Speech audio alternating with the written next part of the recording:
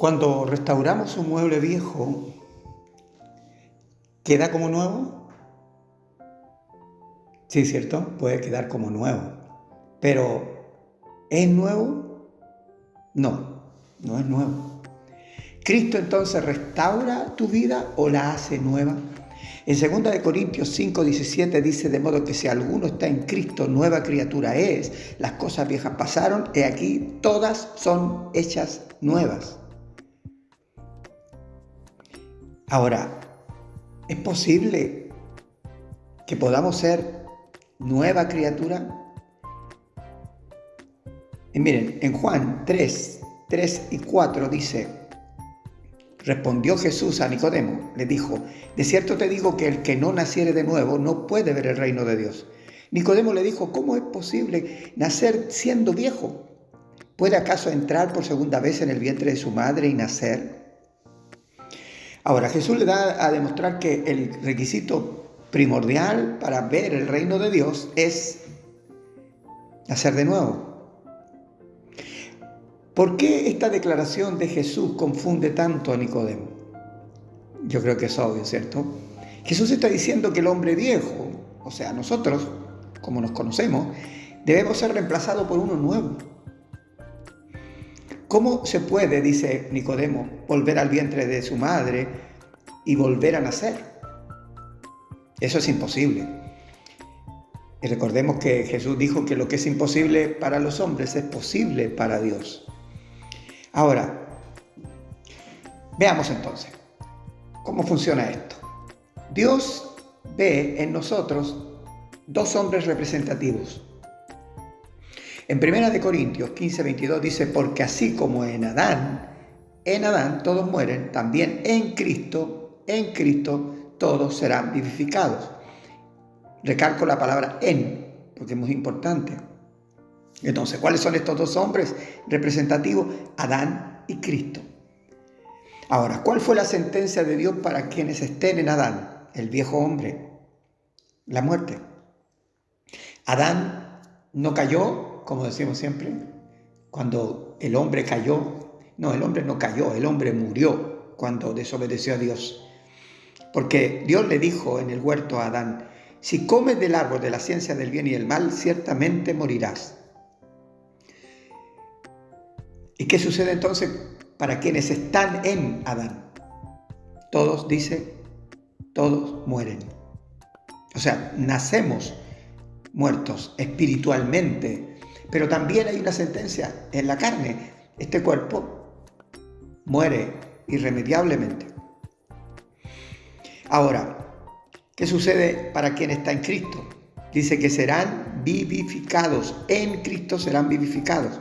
En otras palabras, el espíritu que está sin vida, Cristo en él le da vida. ¿Y qué significa eso?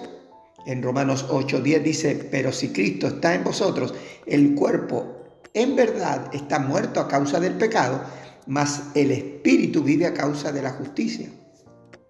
¿Que está muerto para Dios? Porque para ti a lo mejor no. Tú dices: yo no estoy muerto, estoy vivo.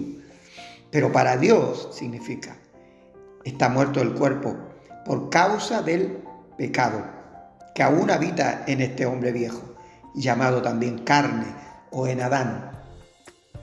Entonces, ¿qué permite que Cristo pueda vivir en un hombre que es de naturaleza pecaminosa?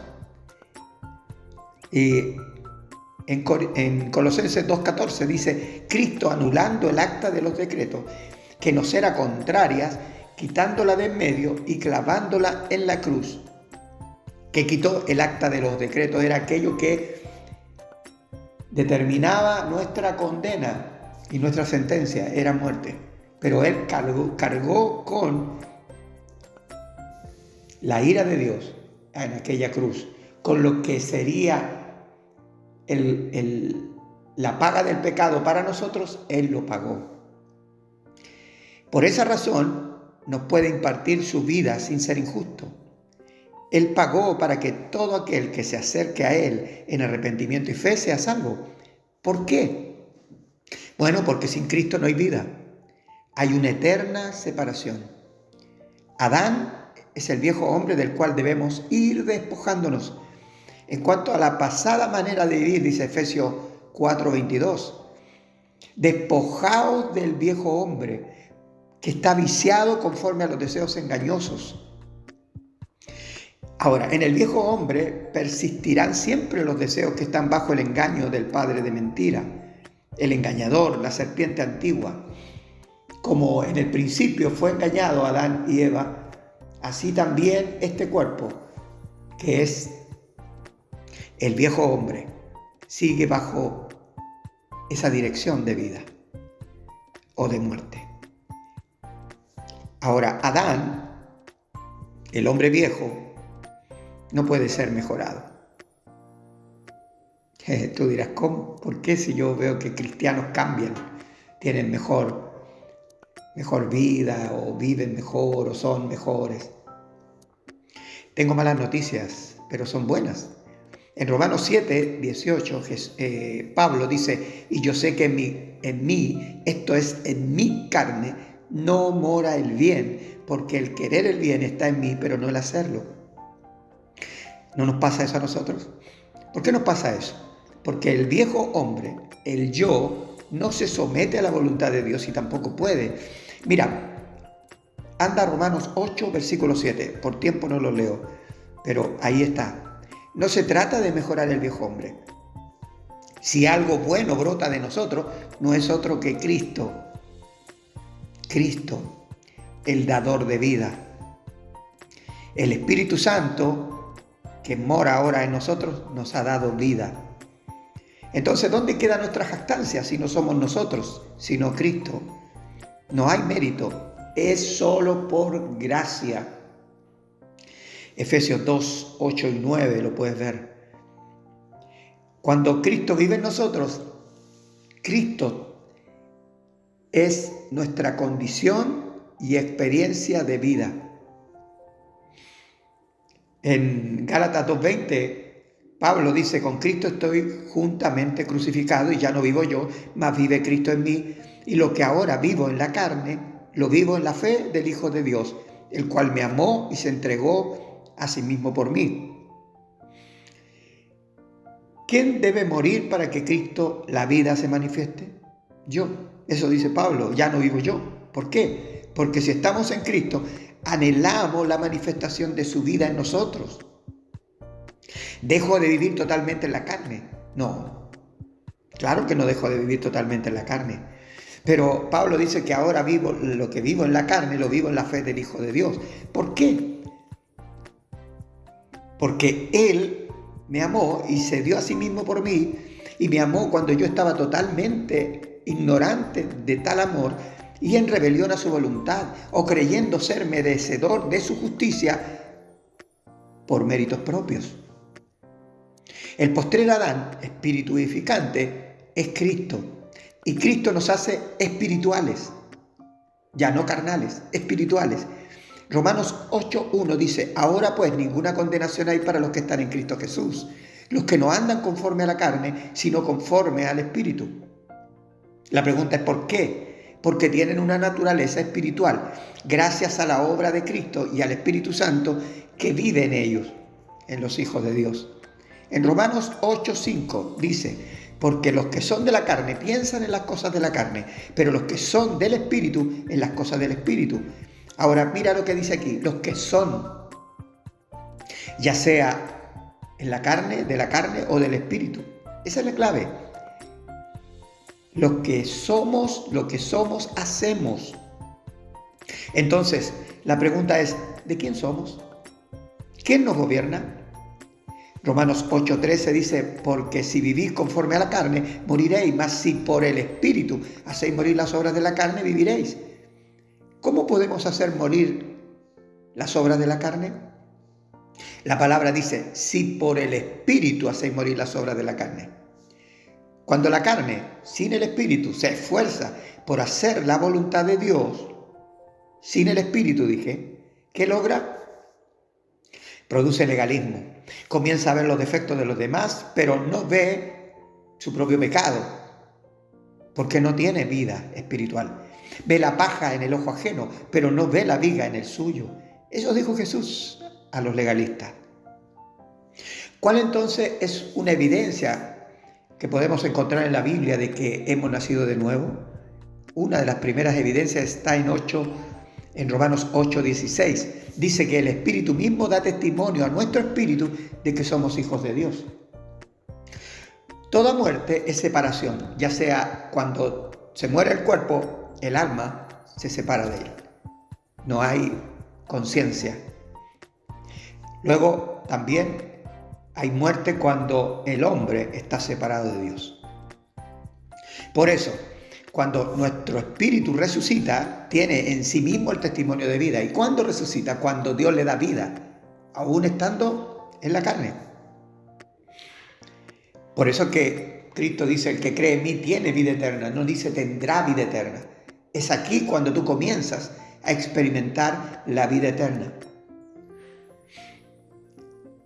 Ahora, ¿qué pasa si no tengo el Espíritu de Cristo morando en mí? En Romanos 8:9 dice, mas vosotros no vivís según la carne, sino según el Espíritu. Si es que el Espíritu de Dios mora en vosotros. Y si alguno no tiene el Espíritu de Cristo, no es de él. Aquí lo dice, ¿cierto? No es de él. ¿Qué sucede si no es de Cristo?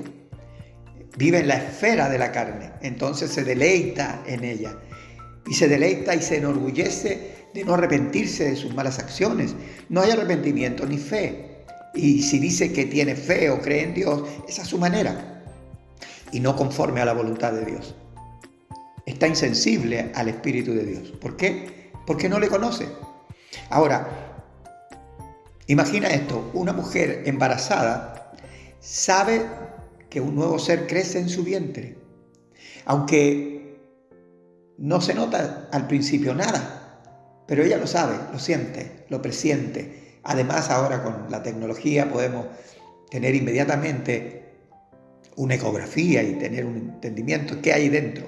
Pero este ser va creciendo lentamente y ella va conociendo su presencia mediante pequeñas señales que le da a su cuerpo. Hasta que ese cuerpo comienza a abultar el vientre y es notorio a todos que está embarazada. Con Cristo es similar. Poco a poco vamos viendo sus atributos expresados a través nuestro. Y nosotros confirmamos aquello por la misma palabra. Porque el Espíritu de Dios que vive ahora en nosotros y que ha dado vida a nuestro espíritu nos permite que la palabra, que el verbo que se encarnó y ahora vive en nosotros, se exprese y podamos nosotros tener claridad cuál es la voluntad de Dios. En la mañana nos levantamos y no sabemos qué va a ocurrir en ese día. Pero si tú estás con Cristo, Él vive en ti, tú confías en Él, descansas en Él y le pides a Él que Él obre a través de ti. Por lo tanto, muchas veces vas a tener que negarte a lo que serían tus deseos. Como Jesús lo dijo allí en Getsemaní, Padre, no se haga mi voluntad. ¿Qué quiere decir? ¿Cristo quería ir a la cruz? ¿En la carne? No, pero en el Espíritu sí. Deseaba la voluntad del Padre. ¿Por qué? Porque Él podía ver más allá de esta carne, más allá de las circunstancias de la vida de cada día. ¿Por qué? Porque como nosotros también podemos decir, ya no vivo yo, mas Cristo vive en mí. Ahora, la pregunta final con la cual comenzamos, ¿cierto? ¿Dios quiere restaurarnos o hacernos nuevas criaturas? Él no quiere restaurarnos, Él quiere que nosotros seamos nuevas criaturas. Y esa nueva criatura es la expresión de la vida de Cristo en nosotros. Y eso es el cambio que nosotros podemos ver en nuestras vidas. El viejo hombre no va cambiando. Con el viejo hombre vamos a luchar siempre. Siempre tendrá deseos engañosos. Pero el Espíritu Santo ahora ilumina nuestro interior y nuestro exterior. No para ver los defectos de los demás, sino para poder ser también ayuda a aquellos que no le conocen. Porque esa es la solución, que le conozcan, como tú o yo le conocemos. Bendiciones.